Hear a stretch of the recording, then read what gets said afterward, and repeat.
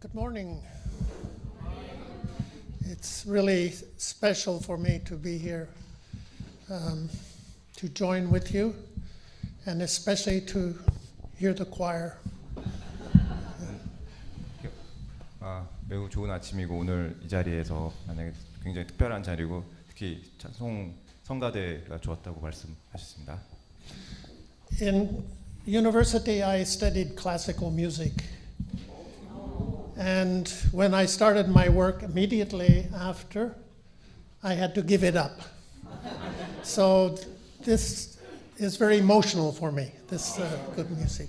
대학에서 음악 전공하셨고 오늘 특히 이런 성가대 자리가 굉장히 본인에게 감동을 주었다고 하십니다. Can we have a short prayer first to start? 일단 짧은 기도 함께 하시겠습니다. Oh God, you created the world, and after creation, you saw that it was good. And then you gave it to us and said, please take care of it. We haven't always done a good job. Things are not so good in the world today. So we ask you for the courage and the strength to do what we are capable of doing, to bring it back in harmony with you and the creation you made. 아멘. 기도 부분은 생략도 하도록 하겠습니다. 많아서 이게 오늘 일단 순차 통역이고요. 이렇게 한 마디 한 부분 하고 제가 이렇게 하고 하는 순서로 진행될 예정입니다. Yeah, I'm not a minister, so I cannot give you a theological sermon. 본인은 제가 1인칭을 사용하겠습니다. 저는 목사가 아니기 때문에 신학적인 견해를 드릴 수는 없습니다. What I learned about theology, I learned from the marginalized, those who are suffering in the society. I believe that is where God put me to get my theological education. 제가 신학에 대해서 배운 거는 소외받은 사람들, 고통받은 사람들과 함께 일하면서 배우게 된 거고 이제 하나님께서 그걸 통해서 이제 본인의 성장을 함께 하도록 하신 거로 생각합니다. So what I share with you this morning is what I have learned from the people who Jesus called the least of these. 오늘 아침에 여러분과 나누고자 하는 이야기는 예수님께서 이제 가장 적은 자라고 부른 사람들에 대한 것입니다. The theme I was given to reflect on today relates to my experiences working with human rights in Asia. I think it will be helpful for me to first give my definition of human rights that may help you understand my position. 오늘 제가 생각하고자 하는 주제는 인권을 위한 이제 저의 경험과 관련이 있습니다. 일단 인권에 대한 저의 생각, 정의부터 시작하는 것이 도움이 될 것 같습니다. So based on the thinking of Manfred Maxwell Neef, some fundamental human needs include subsistence. That means food, shelter, clothing, etc. 맨프레드 막스에 따르면 인간의 기본적인 필요는 생존을 위한 필요는 생존, 보호, 애정, 참여, 자유와 같은 것들이 있습니다. Protection, that means security and safety in our homes, at work, at school, and when we live our life in the community. 일단 안정에서는 이제 집, 일터, 학교에서 그리고 공동체 안에서 두려움 없이 할 수 있는 걸 말하고요. Affection, a feeling of belonging and accepted no matter our gender, our religion, our ethnicity, our faith. 애정은 성별, 종교, 인종 등에 상관없이 소속감과 수용감을 느낄 수 있는 것을 의미합니다. Participation, the right to participate in all decisions directly or indirectly affecting our lives. 참여는 이제 개인의 삶에 직접적이거나 간접적으로 영향을 미치는 모든 그런 결정에 참여할 수 있는 이제 권리를 의미합니다. And freedom is the right to travel, to work, to enjoy life, to enjoy family. 자유는 여행, 일, 삶을 즐길 권리를 의미합니다. I believe all people, regardless of their religion, gender, and ethnicity, have these God-given rights, and any actions, words, or deeds that prevent someone from enjoying these rights is an abuse against them. 저는 모든 사람들이 종교, 성별, 인종과 관계없이 방금 말한 그러한 것들을 누릴 수 있으며 이것은 하느님으로부터 주어진 권리라고 생각합니다. 이러한 그 행동, 말, 행위를 하지 못하게 하는 것은 학대라고 생각합니다. I always link this to the words of Jesus when he said, "Verily I say unto you, whenever you did one of these things to someone overlooked or ignored, that was me. You did it to me." 저는 이것을 예수님의 말씀과 연결지어 생각해 봅니다. 예수님께서 말씀하셨습니다. 진실로 내가 너희에게 말하노니 너희가 이런 일을 가장 보잘것없고 무시당하는 자들에게 해준 것이 바로 나에게 한 것이다. How we respond to the marginalized, the poor, and the abused is the way we respond to Jesus.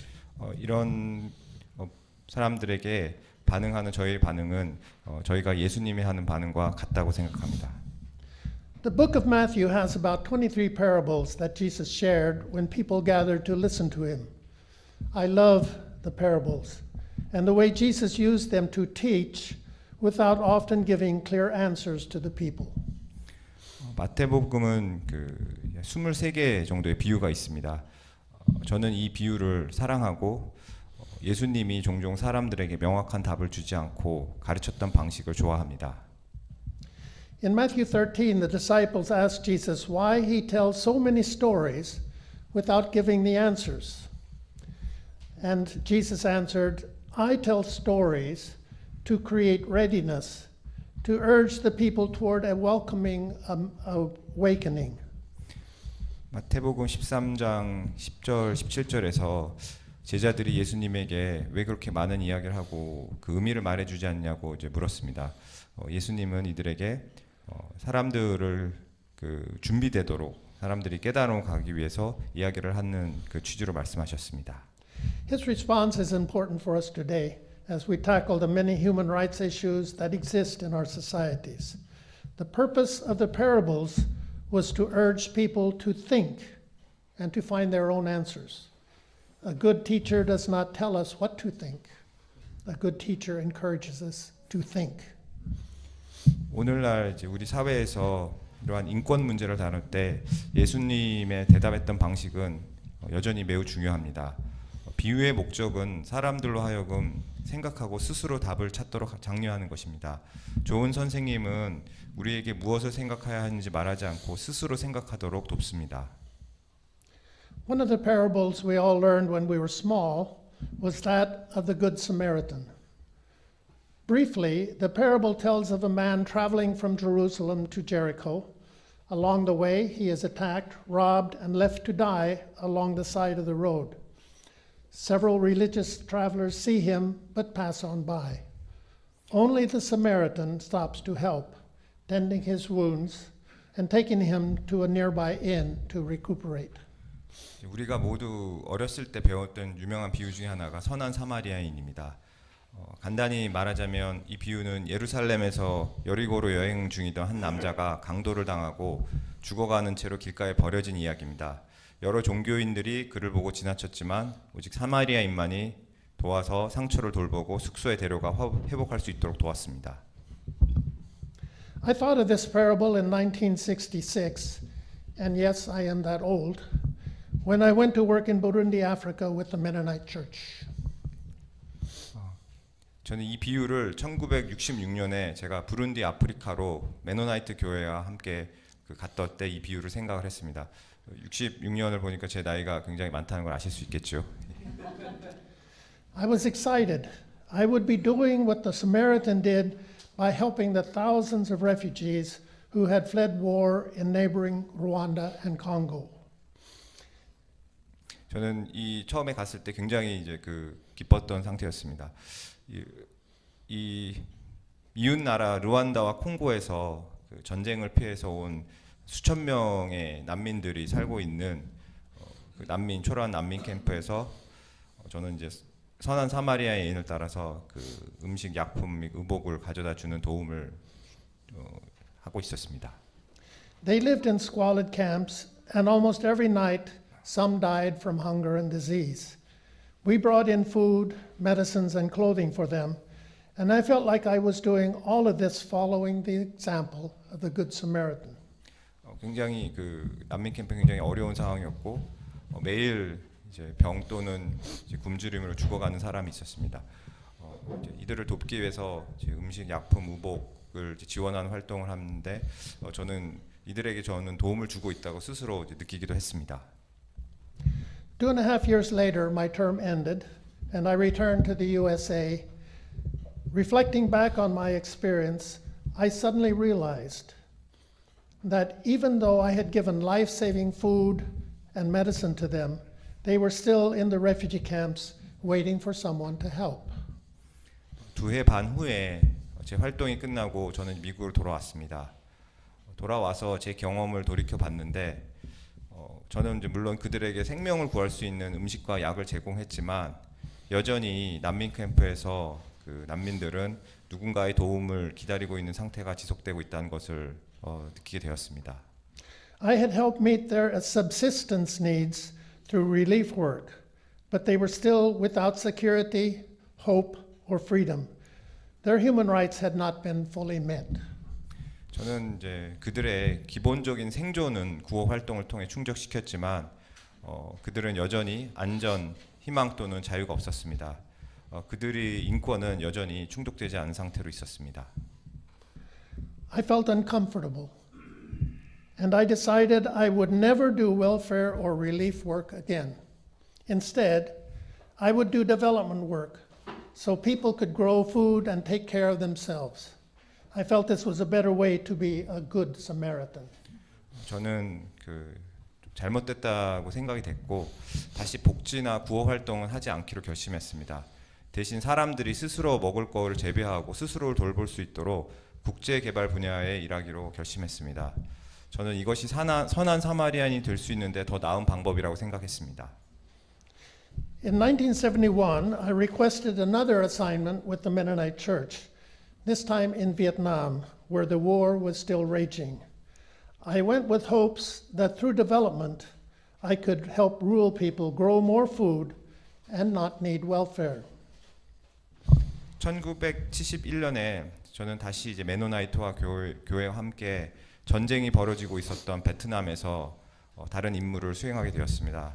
저는 국제 개발을 통해서 농촌 사람들이 더 많은 음식을 재배하고 그를 통해서 그런 복지를 필요하지 않게 될 거라는 그런 희망을 가지고 갔습니다. I tried. However, I soon realized that the Vietnamese people were already experts at growing rice and vegetables and raising animals for food. But the war raged through their fields and villages, destroying everything, including their lives. 그러나 곧 저는 좀 노력을 많이 했지만 베트남 사람들이 이미 쌀, 야채, 재배, 가축 사육에 훨씬 더 능숙하다는 것을 깨닫게 되었습니다. 하지만 전쟁 때문에 그들의 그 들판과 마을을 모두 전쟁이 모든 것을 휩쓸어 가며 파괴했고 그들의 삶에 포함한 모든 것을 파괴된 상태를 보게 되었습니다. Their greatest need was not development, but rather an end to the war, so they would have the security they needed to grow food and care for their families in peace. 그들에게 가장 필요했던 것은 어떤 개발이 아니라 전쟁이 끝나서 평화롭게 음식을 재배하고 가족을 돌볼 수 있는 안정과 평화였습니다. One day, as the war was nearing its end, I went with some Vietnamese youth to provide assistance to a group of refugees. One small girl was sitting alone and looked so sad and hungry. We went to her and offered a can of milk to help her hunger. She refused. When we asked why, she looked at us with sad eyes and simply said, "I want to go home." 전쟁이 끝 무렵에 저는 이제 베트남 청년들과 함께 난민들에게 도움을 주기 위해 갔습니다. 한 소녀가 있었는데 매우 슬퍼 보였습니다. 좀 배고파 보여서 그 도움을 주기 위해서 우유 한 캔을 줬는데 이제 거부를 했습니다. 그래서 왜 그러냐고 물었으니까 좀 되게 슬픈 표정으로 우리를 쳐다보면서 그냥 집에 가고 싶다고 대답했습니다. I had tried welfare and development, and both were important, but now I realized I needed to join hands with them to end the war so they could go home and fully enjoy all of their rights. 저는 구호 활동, 그다음 농촌 개발을 시도했고 둘 다 중요했지만 이제 사람들과 함께 손을 잡고 전쟁을 끝내야 한다는 것이 가장 중요하다는 것을 깨닫게 되었습니다. 전쟁이 끝나야지만 사람들이 집으로 돌아가 모든 권리를 완전히 누릴 수 있다고 생각하게 되었습니다. Jesus encouraged us to love our neighbors as we love ourselves, and I definitely do not want to be abused by war, poverty, and abuse. So I must work with my neighbors also, so my neighbors also can live in peace. That started me on the path of social transformation. Or perhaps it is more correct to say, I wanted to work for the kingdom of God.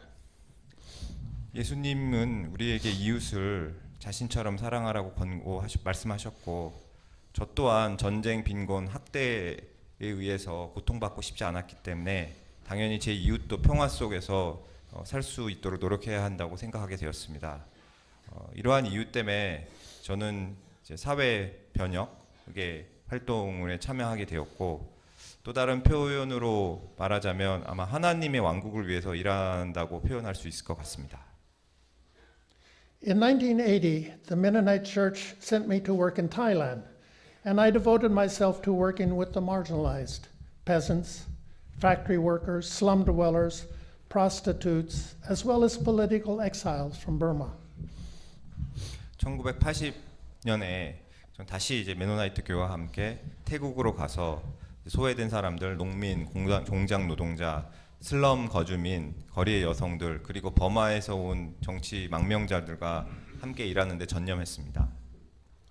My goal was to work together with them to bring about changes that would ensure all of their rights could be realized. We call it community organizing, for it was to bring communities together so that they could use their skills and numbers to non-violently transform systems and structures that enslaved them. 근데 저의 목표는 사람들과 협력하여 사람들의 권리가 실현될 수 있는 변화를 이루어내는 것이었습니다. 이것을 이제 공동체 조직화라고 불렀는데요. 왜냐하면 이것은 공동체를 함께 모아서 사람들의 역량을 통해서 그들을 속박하는 체제와 구조를 비폭력적으로 변혁할 수 있도록 하는 것이었습니다. It was slow and hard work. The people in power didn't like it. In time, I had to leave the country, but the communities were working together and bringing about changes they needed. 굉장히 느리고 힘든 일이었습니다. 권력을 가진 사람들은 이제 저희들 활동을 좋아하지 않았습니다. 시간이 지나면서 저는 그 나라를 떠나야 했지만 그래도 공동체와 함께 일하면서 필요한 변화를 이루어냈습니다. Since then, I've been reflecting again on the parable of the Good Samaritan. Was Jesus simply saying that a good neighbor provides immediate help when someone is in need? Or is there a deeper message in that story? 그때 이후로 저는 줄곧 다시 선한 사마리아인의 비유를 돌아보고 있습니다. 예수님께서 그 좋은 이웃은 필요할 때 즉각적인 도움을 제공하는 것이었다고 말씀하시는 것이었을까요? 아니면 이 이야기에는 더 깊은 메시지가 있을까요? When I was living in Thailand, I went with a friend from Burma to the refugee camps along the Thai border to interview people escaping the war in Burma. 태국에 살 때 저는 그 버마 출신 친구와 함께 태국 국경의 버마인들 난민 캠프로 가서 전쟁을 피해 도망친 사람들의 이야기를 듣는 인터뷰를 진행했습니다. One woman had only recently arrived, and we sat with her to hear her story. She lived in a small village up in the mountains, and one day the Burmese military attacked the village. Her husband was killed almost immediately. She grabbed her 3 children and ran for the protection of the forest. 한 여성은 이제 난민 캠프 바로 도착했는데 그녀는 이제 버마 쪽 산속의 작은 마을에 살고 있다가 그 버마 군대가 마을을 공격을 하는 상황을 맞게 되었습니다.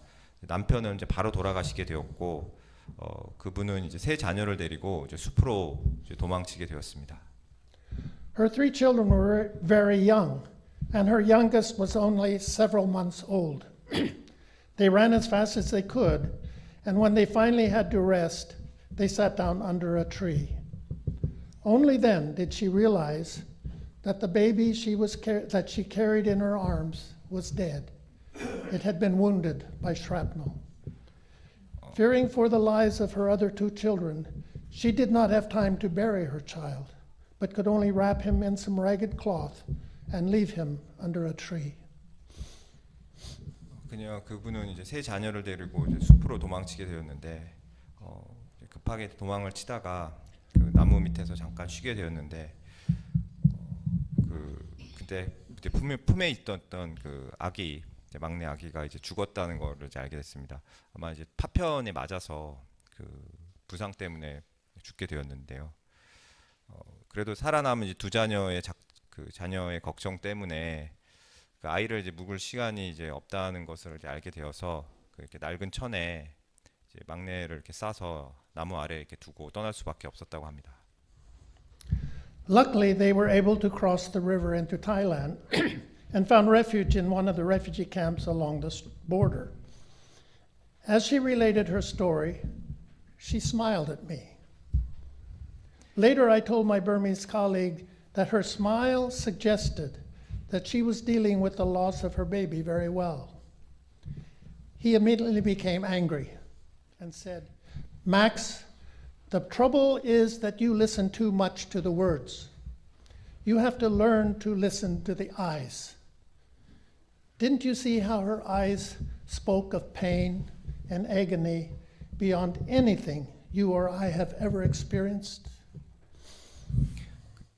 다행히 이제 그 분들은 이제 태국으로 강을 건너서 남미 캠프에서 피난처를 찾을 수 있었습니다. 그녀가 이제 이 이야기를 할 때 그녀는 이제 저에게 그 미소를 지으면서 이야기를 했습니다. 이제 나중에 저는 이제 버마 동료한테 이렇게 미소를 짓는 걸 보니 그분이 아기를 잃는 슬픔을 매우 잘 견디고 있는 것처럼 보인다고 이제 말을 했습니다. 그때 이제 버마 동료가 이제 화를 내면서 맥스 너의 이제 문제는 이제 말 자체를 너무 많이 듣고 거기에만 초점을 맞춘다는 거야. 넌 이제 눈을 봐야 되는 거였는데 그때 그분의 눈이 우리나 너나 겪어보지 없는 고통과 슬픔을 말하고 있다고 생각되지 않느냐? 이렇게 대답을 했습니다. Sometimes when we ask how to help, the words we hear are about immediate food, water, and shelter. But if we listen to the eyes, perhaps we will hear an urgent voice saying, "We want to go home. We help us go home in safety and security." 때때로 우리가 도움을 요청을 받을 때 이제 우리가 듣는 말은 음식이나 물 그리고 보호소 같은 것에 대한 즉각적인 필요에 관한 것일 것입니다. 하지만 우리가 사람들이 눈을 본다면 아마도 이제 그것을 넘어서 사람들은 우리에게 집에 가고 싶어요. 안전한 곳에서 집으로 돌아가는 것을 도와주세요라는 목소리를 볼 수도 있을 것입니다. Martin Luther King gives the story of the Good Samaritan a different perspective. He said, "One day we must come to see that the whole Jericho road must be transformed so that men and women will not be constantly beaten and robbed as they make their journey on life's highway." 마틴 루터 킹은 선한 사마리아인에 대한 이제 다른 관점을 제시하고 있습니다. 그 마틴 루터 킹에 따르면 언젠가 우리는 그 여리고 도로 자체가 바뀌어야 된다는 것을 깨달아야 할 것입니다. 그래야지만 사람들이 삶을 살아가면서 계속적으로 강도당하고 폭행당하고 하는 그런 상황, 고통을 겪지 않도록 해야 할 것입니다. Archbishop Desmond Tutu of South Africa says it a bit differently. There comes a point where we need to stop just pulling people out of the river. We need to go upstream and find out why they're falling in. 남아프리카 공화국의 대주교였던 데스몬드 투투 추기경은 좀 다른 방식으로 말합니다. 이제 우리는 어느 시점에서는 사람들을 계속해서 강에서 구해내는 물에 빠진 사람들을 계속 구해내는 것을 잠깐 멈추고 왜 그들이 상류로 올라가서 왜 그들이 강에 빠지게 되어야 했는지 그것 자체를 알아봐야 될 시점이 올 것을 와야 할 시점을 봐야 할 것입니다라고 말했습니다. The people of Palestine, Burma, Ukraine, and many other places around the world urgently need food, medicines, and safe shelter. These must be delivered to them as they are desperate to survive. But we must not do welfare and development without also working with them to make the road from Jerusalem to Jericho safe, so that all travelers along the road who are different faiths, different genders, and different ethnicities can travel day or night without fear of being attacked, robbed, and left to die. 팔레스타인, 우크라이나, 버마 그리고 전 세계 많은 다른 장소에서 사람들이 지금 긴급하게 음식, 약품, 안전한 보호소가 필요합니다. 절박하게 생존을 위해서 이것들을 전달받아야 합니다.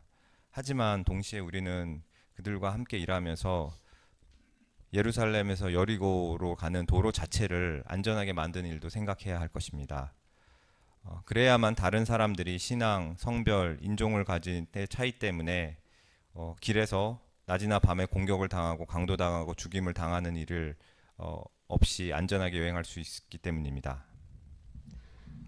We must learn to listen deeply to the eyes of the oppressed and marginalized as they struggle to travel down the road from Jerusalem to Jericho in peace and security, hoping that your children will be able to go to school and return home in the evening safely.